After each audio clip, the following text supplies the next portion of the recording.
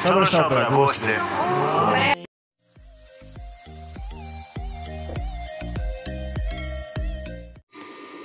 Update Joshua Garcia, Julia Barito sa Showtime kanina, kung saan ay tinanong nga ni Vice Ganda kung binuhos ba lahat ng pagmamahal.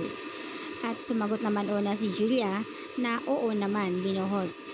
Nang maitanong nga si Joshua Garcia at ayon nga kay Joshua, oo naman, todo, as in buhos lahat na pagmamahal. Siguro nga dahil nga ay nangyaring hindi talaga sila para sa isa't isa. So, ayon nga kay Joshua, hindi naman siya nag-regret kung naghiwalay nga sila ni Julia Barito.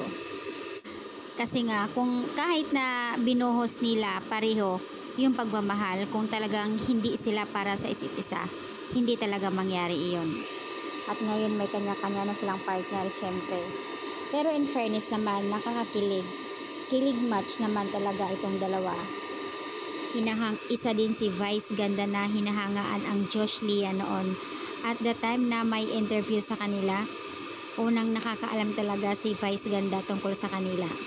Nakakatuwa lang kasi syempre, yung pagiging friend nila ngayon na very professional, walang pa kimi-kimi ng pag-aamin nila noon.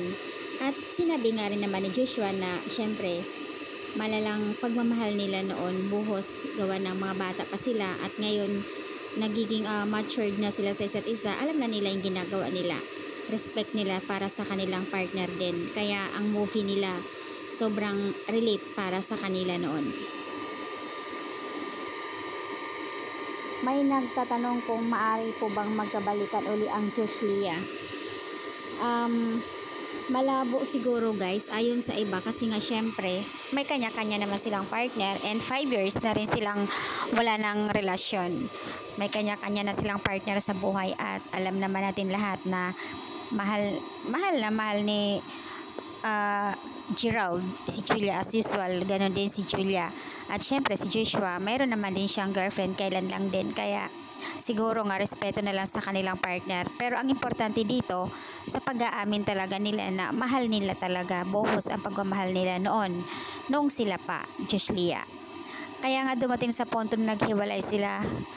Ang hirap, ayon sa karamihan, hirap makamove on kasi syempre may mga bagay talaga na hindi pagkakaunawaan, na kahit mahal nyo ang isa't isa, katulad na lang sa kanila na talagang hindi para talaga siguro sa isa't isa.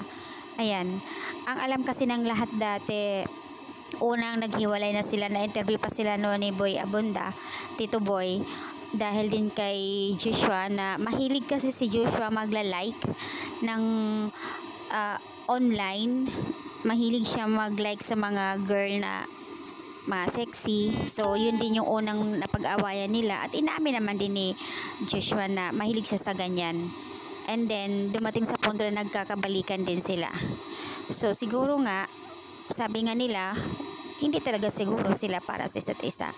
Dumating sa punto naman din na nakarating na si Julia kay Gerald nung may movie sila nasa Japan. So, ayan guys, nakakatuwa lang kasi syempre yung friendship nila ngayon at yung pagsasama nila sa movie ay cool lang, relax, na dinadaan talaga nila na professional ang dating nila.